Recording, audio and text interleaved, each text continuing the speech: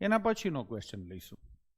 5 સતત આવતી એકી સંખ્યાઓનો સરવાળો 125 હોય તો તે પૈકી મોટી સંખ્યા કઈ હશે?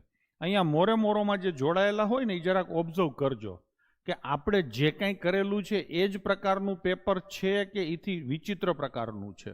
એવા જ પ્રશ્નો છે કે કેમ એ પણ જોતા રહેજો. મોરે મોરો એટલે આપણી કોન્સ્ટેબલ પીએસઆઈની બેચ. એના જે કોઈ સ્ટુડન્ટો હોય એ ઓબ્ઝર્વ પણ કરતા રહેજો, એટલે તમને કોન્ફિડન્સ આવે કે આપણે સાચી દિશામાં જઈએ છીએ કે ખોટી દિશામાં.